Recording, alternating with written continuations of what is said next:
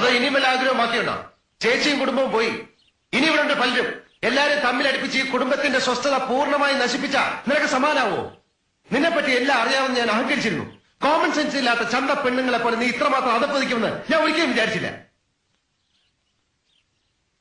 ഞാൻ അങ്ങനെ അതപ്പതിച്ചിട്ടുണ്ടെങ്കിൽ അത് സേതുവേട്ടന്റെ കൂടെ വന്നതിന് ശേഷം.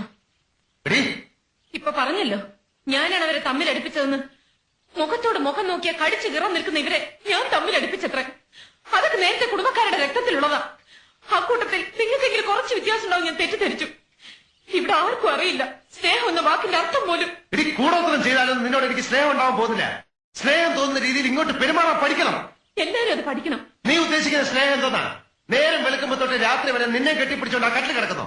അതോ നീ പറയുന്ന പമ്പര വിട്ടിത്തരങ്ങളൊക്കെ കേട്ട് ആസ്വദിച്ച് ഒരു മണ്ടനെ പോലെ പൊട്ടിച്ചിരിക്കുന്നോ? കല്യാണം കഴിച്ചുകൊണ്ട് മാത്രം സ്നേഹം ഉണ്ടാവില്ല. നീ പറയുന്ന എനിക്കും ഞാൻ പറയുന്ന നിനക്കും മനസ്സിലാവണം. പരസ്പരം അംഗീകരിക്കാനുള്ള ഒരു വലിയ മനസ്സ് വേണം. സ്നേഹിക്കാൻ ഇങ്ങനെയൊക്കെ കുറെ നിബന്ധനകൾ ഉണ്ടെന്ന് പണ്ടൊരിക്കലും എന്നോട് പറഞ്ഞിരുന്നില്ലല്ലോ. പറഞ്ഞാലും മനസ്സിലാക്കാനുള്ള ബുദ്ധിയുണ്ടോ നിനക്ക്?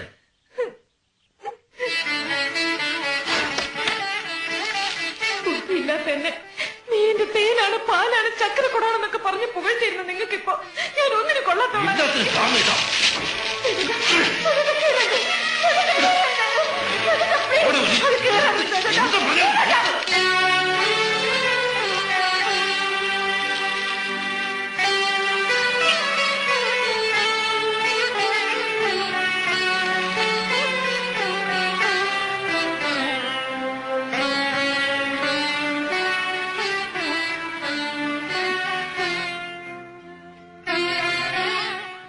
നിങ്ങൾക്കിപ്പോ എന്നോട് വെറുപ്പാണ്. എന്നോ ഒരിക്കൽ നിങ്ങൾ എന്നെ സ്നേഹിച്ചിരുന്നു. അതിന്റെ തെളിവായിരുന്നു ഈ കത്തുകൾ. ഇത് നിങ്ങൾ നശിപ്പിച്ചു. ഇനി എനിക്കൊന്നുമില്ല. ജീവിതം എന്നറിയാത്ത കുട്ടിക്കാലത്ത് ഞാൻ എഴുതി കൂട്ടിയ ചവറുകളെല്ലാം ഇത്രയും കാലം സൂക്ഷിച്ചതിന് നീ ഒരു മനോരോഗിയായതുകൊണ്ടാണ്. റിസർച്ച് ചെയ്യുന്ന വിദ്യാർത്ഥികൾ റഫറൻസ് ബുക്ക് നോക്കുന്ന പോലെ ബാലിശമായി ഞാൻ എഴുതിയ കത്തുകളിലെ വരികളെ കടിച്ചുപോയി കിടക്കാണ് നീ. ഒരിക്കലും അങ്ങനെ എന്തൊക്കെ പറഞ്ഞെന്ന് വെച്ച് ജീവിതകാലം മുഴുവൻ അതിനെ ഒരു കുരിശാക്കി എന്റെ തലയിൽ കെട്ടിവെക്കാൻ ശ്രമിക്കുകയാണ് നീ. ഇനി എന്നെ കിട്ടില്ല, മനസ്സിലായോ? എല്ലാം എന്റെ കുറ്റമാണ്. നിങ്ങളുടെ കൂടെയുള്ള ജീവിതം സ്വർഗമായിരിക്കുന്ന വെറുതെ ഞാൻ മോഹിച്ചു. ദുഷ്ടനാ നിങ്ങൾ, സ്നേഹമില്ലാത്തവരാ. ചിലപ്പോ നിങ്ങൾക്ക് സ്നേഹിക്കാൻ ഞാനല്ലാതെ വേറെ പെണ്ണുങ്ങൾ കാണുക. ഇത്ര ചീപ്പാണോ നീ? ഇത്ര വൃത്തിയായിട്ട് മനസ്സാണോ നിനക്ക്? നിങ്ങൾ എന്നെ തല്ലി. ഇപ്പൊ എല്ലാം പൂർത്തിയായി. അത് ഇനി ഞാൻ ജീവിച്ചിരിക്കില്ല. നോക്കിക്കോ. നീ എവിടെയെങ്കിലും ജീവിക്കും, മരിക്കും, എന്തെങ്കിലും ചെയ്യും.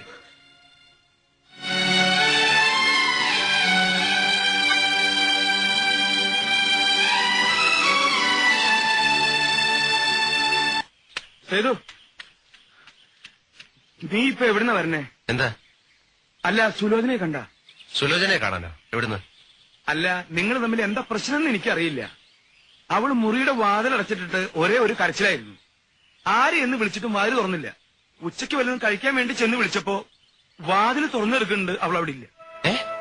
എവിടെ പോവാനാ സാധ്യത? ഞാൻ ഇതിന്റെ ഇടയിൽ പോലീസ് സ്റ്റേഷനിൽ എന്ന് പറഞ്ഞു. അമ്മാവനും വിവരറിയിച്ചിട്ടുണ്ട്. എന്തായിരുന്നു സേതു നിങ്ങൾ തമ്മിലുണ്ടായത്?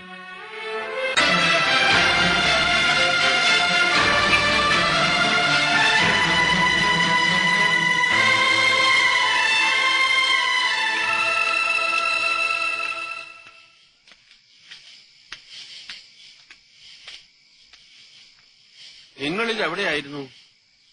അന്വേഷിക്കാൻ ഇനിയൊരു ഇടവും ബാക്കിയില്ല. നീ ആദ്യമൊന്ന് നോക്ക്.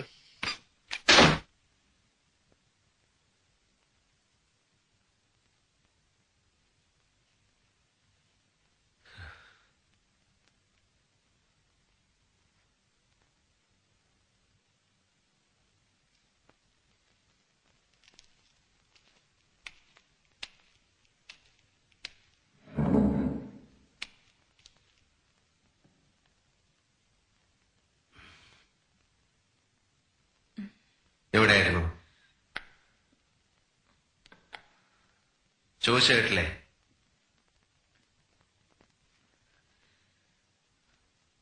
ഇപ്പോൾ രാത്രി ഒരുപാട് വൈകിപ്പോയി.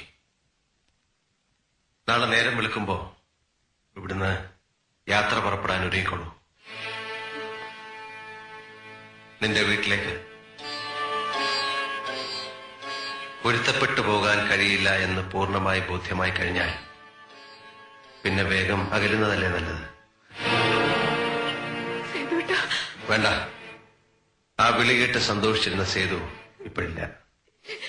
അധികം സംസാരിച്ച് കൂടുതൽ വഷളാക്കണ്ട. വെറുതെ പോലെ ഇങ്ങനൊന്നും പറയരുത്. ഞാൻ തകർന്നു പോവും. ഞാൻ തകർന്നു പോവും. എനിക്ക് വേദനിക്കും. എന്നെ ഓർത്തില്ല, എന്നെ കണ്ടില്ല എന്നല്ലാതെ നീ എപ്പോഴെങ്കിലും എന്നെ കുറിച്ച് ഓർത്തിട്ടുണ്ടോ? നിന്നെ കാണാനില്ല എന്നറിഞ്ഞത് മുതൽ ഞാൻ അനുഭവിച്ച വേദന, ഞാൻ തിന്ന തീ, നിന്നെ കുറിച്ച് മാത്രം ആലോചിക്കുന്ന നിനക്കത് മനസ്സിലാവില്ല. എന്തായിരുന്നു ഉദ്ദേശം? എന്നെ ഭയപ്പെടുത്തി സ്നേഹം സമ്പാദിക്കാനോ, അതോ എന്റെ ഒരു നല്ല ദിവസം നശിപ്പിച്ച് സന്തോഷിക്കാനോ? ഒരു സമാധാനത്തിന് വേണ്ടി ശ്യാമയുടെ വീട് വരെ. അവിടെ നിന്റെ അമ്മയുടെ നായുണ്ടായിരുന്നു സമാധാനിപ്പിക്കാൻ. സേതുവേട്ടാ, ഇങ്ങനെയുള്ള വാക്കുകളൊന്നും എന്നോട് ഒരിക്കലും. കുറെ അധികം ചക്കര വാക്കുകൾ ഊട്ടി വളർത്തി നിന്നെ ഞാൻ വഷളാക്കി.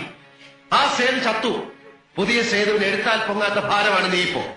എന്നെ മനസ്സിലാക്കാൻ കഴിയാതെ എന്നെ സ്നേഹിച്ച് കൊല്ലുന്നൊരു ഭാര്യയെ സഹിക്കാൻ ഇനി എനിക്ക് വയ്യ. സേതുവേട്ടാ, ഇത്ര ക്രൂരമായി. ക്ഷമിക്കണം. ക്രൂരമാണ്, അറിയാം. ഇതിലും ക്രൂരമായിട്ട് എന്തെങ്കിലും നാളെ സംഭവിക്കാതിരിക്കാൻ വേണ്ടി ഞാനെടുത്ത ഉറച്ച തീരുമാനമാണ്. നമുക്ക് പിരിയാം. നമുക്ക് പിരിയാം.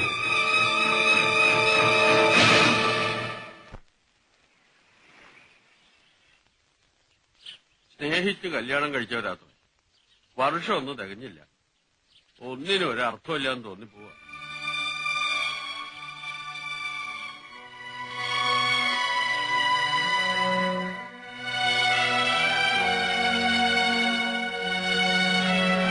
സേതു, ഞങ്ങൾക്കൊക്കെ വയസ്സായി. നീ ചെറുപ്പമാണ്. ഒന്നുകൂടെ ഒന്ന് ആലോചിച്ച്. ഇതിലിപ്പോ ആലോചിക്കാനൊന്നുമില്ല അമ്മാവ. എന്റെ ഇഷ്ടത്തിന് ഞാൻ ഇവളെ വിളിച്ചിറക്കി കൊണ്ടുവന്നു. ആ ഇഷ്ടം തീർന്നപ്പോ ഞാൻ തന്നെ ഇവളെ തിരിച്ചുകൊണ്ടുവിടുന്നു. അത്രേ ഉള്ളൂ. സേതു, കുടുംബം എന്ന് പറയുന്നത് കുട്ടിക്കളിയല്ല മോനെ. ഉടുപ്പ് മാറുന്ന പോലെ തോന്നുമ്പോ എടുത്തിടാനും തോന്നുമ്പോ വലിച്ചെറിയാനും ഉള്ളതല്ല ഭാര്യ. ഉടുപ്പ് മാറുന്നത് പോലെ എന്ന ഉദാഹരണം ഇവിടെ യോജിക്കുന്നില്ല അമ്മാവ.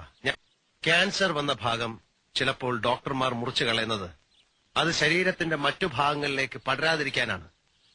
അതുപോലെ ഇതും. മനസ്സിലായോ?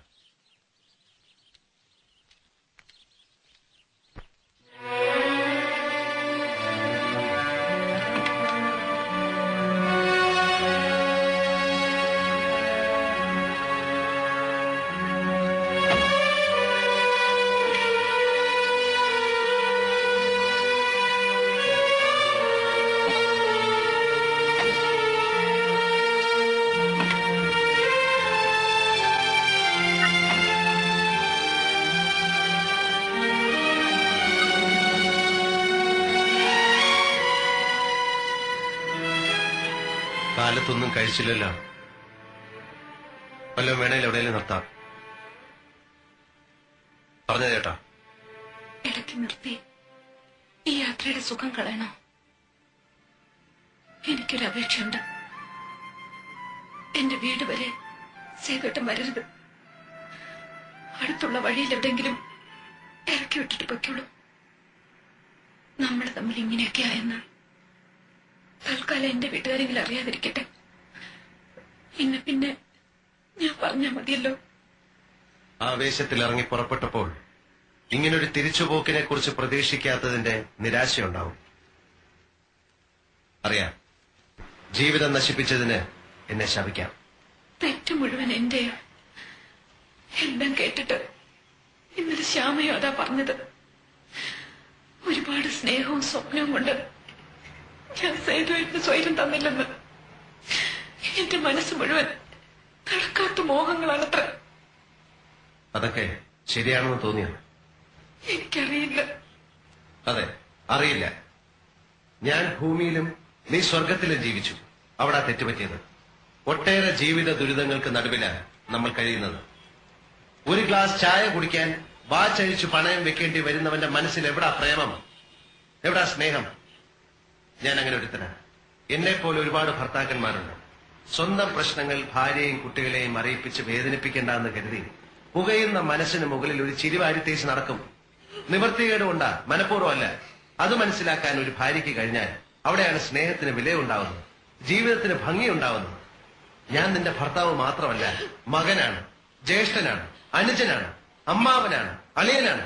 അങ്ങനെ ഒരുപാട് ഉത്തരവാദിത്തങ്ങൾ എനിക്കുണ്ട്. പ്രേമ വിവാഹത്തിലാണ് എന്നും സ്വന്തമാക്കലും പോരാ പോരാ എന്ന തോന്നലുമൊക്കെ കൂടുതലുള്ളത്.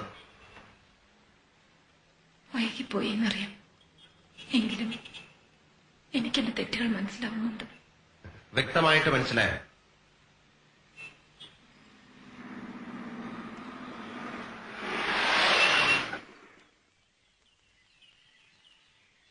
എങ്കിൽ പിന്നെ നമ്മളിപ്പം എന്തിനാ പിരിയുന്നത്?